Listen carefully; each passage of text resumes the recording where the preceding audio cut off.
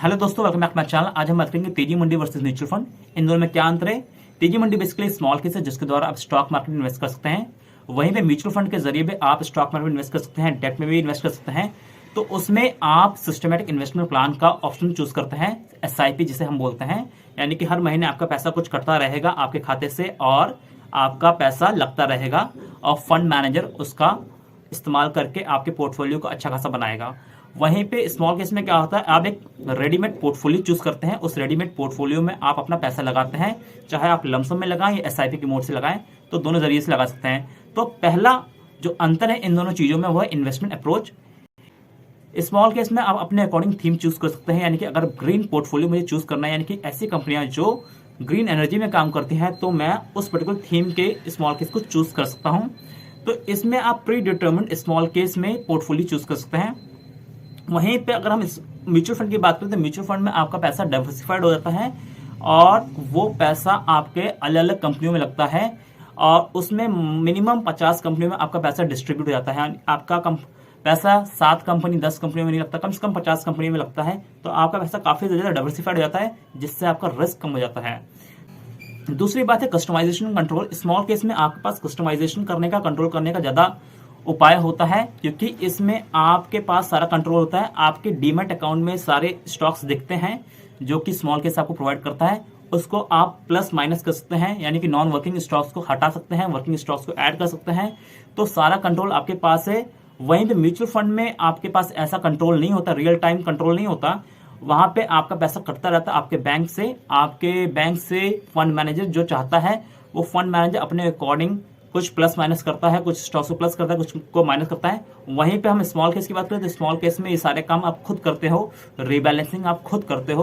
तो आपको सब कुछ मालूम होता है कि कौन से स्टॉक्स मैं ऐड कर रहा हूँ, कौन से मैं हटा रहा हूँ, कौन से प्लस कर रहा हूँ, हर चीज आपको मालूम होता है। यानी कि कंट्रोल की अगर बात करें तो स्मॉल केस बेहतर है।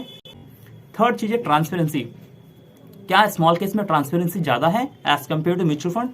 तो इसका आंसर यस है। स्मॉल केस में ट्रांसपेरेंसी आपके पास ज्यादा होती है, क्योंकि आपको मालूम होता है कि आपके जो स्मॉल केस है उसमें कौन कौन से स्टॉक्स हैं और किस सिक्योरिटीज में, किस स्टॉक्स में आपने पैसा लगा रखा है।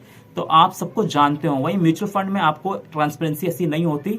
आप उसमें पैसे देते जाते हो, कटते जाते हैं और म्यूचुअल फंड अपने अकॉर्डिंग, जो फंड मैनेजर अपने अकॉर्डिंग वो पैसे को लगाते हैं। तो ट्रांसपेरेंसी उसमें भी होती है, बट रियल टाइम ट्रांसपेरेंसी नहीं होती। अगर हम रियल टाइम ट्रांसपेरेंसी की बात करें तो real time transparency small case में ज्यादा होती है as compared to mutual fund. चौथा पॉइंट है कॉस्ट स्ट्रक्चर। यानी कि कॉस्ट के हिसाब से स्मॉल केस बेहतर है या हमारा म्यूचुअल फंड बेहतर है। स्मॉल केस की अगर बात करें तो स्मॉल केस में वन टाइम फीस लगती है और वो वन टाइम फीस आपके पूरे साल के लिए वैलिड होती है, या 6 महीने का प्लान ले तो 6 महीने की वैलिड होती है। तो नॉर्मली हम साल भर का प्लान लेते हैं, स्मॉल केस में 1 साल का प्लान लेते हैं। तो मान लीजिए अगर आपने 99 रुपए का प्लान लिया तेजी मंडी फ्लैगशिप का, तो 99 इंटू 12 यानी 1188 रुपए में आपका साल भर का स्मॉल केस का प्लान मिल जाएगा। अगर हम म्यूचुअल फंड की बात करें तो म्यूचुअल फंड में कुछ 1% के आसपास फंड हाउस की फीस होती है जो आपके फंड वैल्यू से काटते रहते हैं। तो वो 1% की फीस होती है बहुत से म्यूचुअल फंड हाउस में। वहीं पर हम स्मॉल केस की बात करें तो स्मॉल केस में वन टाइम फीस होती है। तो वन टाइम फीस देके आप साल भर के लिए छुट्टी पा सकते हैं। वहीं पे म्यूचुअल फंड में आपके पास जो पैसा लगता है उसकी फंड वैल्यू का 1% के आसपास फीस आपकी कटती रहती है आपके फंड वैल्यू से। वहीं पे हम 5वें पॉइंट की बात करें तो मिनिमम इन्वेस्टमेंट रिक्वायरमेंट। क्या मिनिमम इन्वेस्टमेंट रिक्वायरमेंट हो सकती है small case versus mutual fund में? स्मॉल केस में क्या होता है, ज्यादातर आप लमसम इन्वेस्टमेंट करते हैं। यानी कि मार्केट में मान लीजिए आपको 50,000, 1 लाख, 2 लाख रुपए इकट्ठा लगाना है, तो उस समय आपको स्मॉल केस में आपको पैसा लगाना चाहिए, क्योंकि स्मॉल केस में आपको बेहतर रिटर्न मिलेगा as compared to mutual fund. और स्मॉल केस में क्या होता है कि बहुत से स्मॉल केस ऐसे होते हैं जिनका मिनिमम अमाउंट रिक्वायरमेंट ज्यादा होता है। यानी कि 40,000 के आसपास होता है, 30,000 के आसपास होता है, 20,000 के आसपास होता है, 10,000 के आसपास होता है। यानी कि उतना पैसा तो आपको लगाना है, तभी आप एंट्री कर पाएंगे स्मॉल केस में। अगर हम तेजी मंडी फ्लैगशिप की बात करें तो उसमें 40,000 के आसपास का मिनिमम इन्वेस्टमेंट रिक्वायरमेंट है, तभी आप तेजी मंडी फ्लैगशिप के प्लान को ले पाएंगे। वहीं पे हम म्यूचुअल फंड की बात करें तो म्यूचुअल फंड में ऐसा कोई भी क्राइटेरिया नहीं है। उसमें आप महज 100 रुपए से भी SIP चालू कर सकते हैं। 500 की SIP कर सकते हैं, 1000 की SIP कर सकते हैं, 2000 की SIP कर सकते हैं। जैसे SIP करना चाहते हैं उतने की आप SIP कर सकते हैं। अगर आपके पास पैसे पड़े हैं बैंक अकाउंट में बल्क में, तो आपके लिए स्मॉल केस ज़्यादा बेहतर ऑप्शन होगा। आप इकट्ठा एक साथ लमसम में पैसा लगा सकते हैं स्मॉल केस में। बट अगर आपको पीरियोडिकली पैसा लगाना है, हर महीने पैसा लगाना है, तो उस केसेस में आपके लिए म्यूचुअल फंड बेहतर होगा। हालांकि स्मॉल केस में भी SIP का ऑप्शन है, बट मेरे हिसाब से SIP अगर आपको करनी है तो म्यूचुअल फंड में करना ज़्यादा बेहतर होगा as compared to small case. अगर आपको लमसम में इन्वेस्टमेंट करना है तो आपके लिए स्मॉल केस एक बेहतर ऑप्शन हो सकता है। वहीं पे हम छठे पॉइंट की बात करें, रिस्क एंड डाइवर्सिफिकेशन। रिस्क क्या होता है स्मॉल केस में, और वहीं पे म्यूचुअल फंड में क्या रिस्क होता है। अगर हम स्मॉल केस की बात करें तो स्मॉल केस में जो हमारा पोर्टफोलियो होता है, जो भी हमारे सिक्योरिटीज और स्टॉक्स ले रखे, तो उसके अकॉर्डिंग हमारा रिस्क डिपेंड होता है। अगर हमने स्मॉल केस लिया है ऐसे पोर्टफोलियो का जहाँ पे स्मॉल कैप कंपनियां हैं, तो हमारा रिस्क ऑटोमेटिकली ज़्यादा हो जाएगा। और हमने लार्ज कैप कंपनियों का स्टॉक पोर्टफोलियो ले रखा है या कुछ ऐसी थीम पे ले रखा है जहाँ पे सेफ एंड स्टेबल रिटर्न मिलती है, तो हमारा रिस्क कम भी हो सकता है। तो टोटली डिपेंड करता है हमने किस टाइप का पोर्टफोलियो चूज किया स्मॉल केस में, उस हिसाब से हमारा रिस्क डिपेंड होता है। वहीं पे म्यूचुअल फंड की बात करें तो म्यूचुअल फंड में रिस्क काफी ज्यादा डाइवर्सिफाई कर दिया जाता है और बहुत सी कंपनियों में हमारा पैसा लगा दिया जाता है, जिससे हमारा रिस्क बहुत कम हो जाता है। तो म्यूचुअल फंड में रिस्क एक तरीके से कम होता है as compared to small case. तो म्यूचुअल फंड रिस्क के हिसाब से ठीक है। और सातवां पॉइंट है एक्सेसिबिलिटी की, कौन सा ऑप्शन हमारे लिए बेहतर है। अगर आपको स्मॉल केस में निवेश करना है तो स्मॉल केस में निवेश करने के लिए आपके पास डीमैट अकाउंट होना चाहिए, और डीमैट अकाउंट होता है तभी आप स्मॉल केस में निवेश कर पाएंगे, अन्यथा स्मॉल केस में निवेश नहीं कर पाओगे।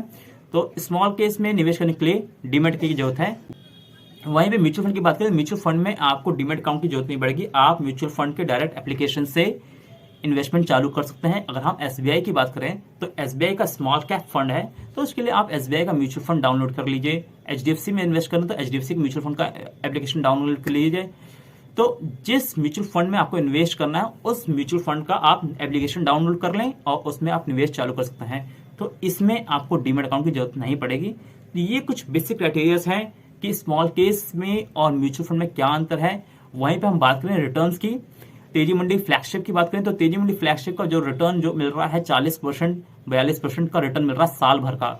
मेरा खुद का जो पोर्टफोलियो है समथिंग 11.5 महीने हो चुके हैं आज, और समथिंग अराउंड 42% 42% का रिटर्न मिल रहा है मुझे खुद का।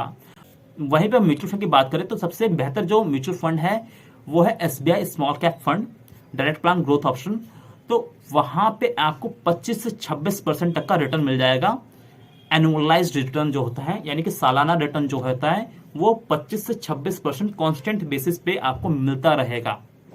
वहीं पे हम बात करेंगे तेजी मंडी फ्लैगशिप और जो SBI म्यूचुअल फंड है स्मॉल कैप फंड है, उन दोनों में डिफरेंस कितना है, मतलब टाइम का। यानी कि तेजी मंडी अभी 2020 में चालू हुआ है, वहीं पे SBI का म्यूचुअल फंड जो है, जो स्मॉल कैप फंड है, वो समथिंग अराउंड 2013 से चालू हुआ था। समथिंग अराउंड आप कह सकते हैं कि 10 साल 10 महीने हो गए हैं SBI स्मॉल कैप फंड को।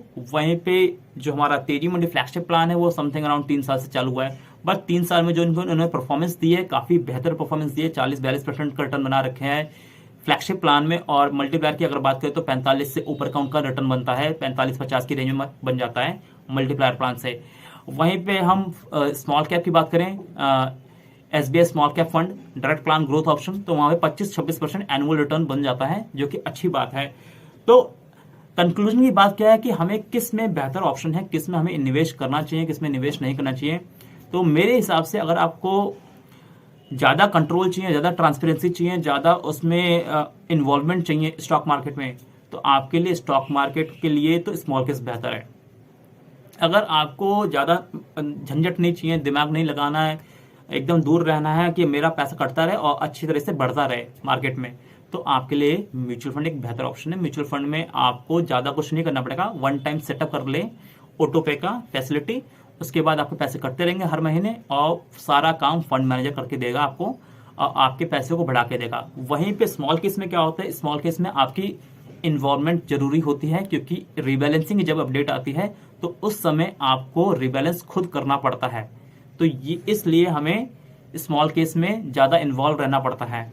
वहीं पे मैं अगर खुद की राय बताऊं तो अगर आपको लमसम में इन्वेस्टमेंट करनी है तो लमसम में इन्वेस्टमेंट करने के लिए स्मॉल केस बेहतर ऑप्शन है। वहीं पे अगर आपको SIP के मोड से इन्वेस्टमेंट करनी है तो आप म्यूचुअल फंड के साथ जा सकते हैं। अगर आप नौकरी पेशा लोग हैं तो आपके लिए टैक्स सेवर फंड में निवेश करना बहुत अच्छा हो सकता है। उसमें आपको 80C की डिडक्शन भी मिलेगी। और एलएसएस प्लान में निवेश करने का फायदा ये होता है कि आपका जो पैसा होता है 3 साल के लॉक इन हो जाता है।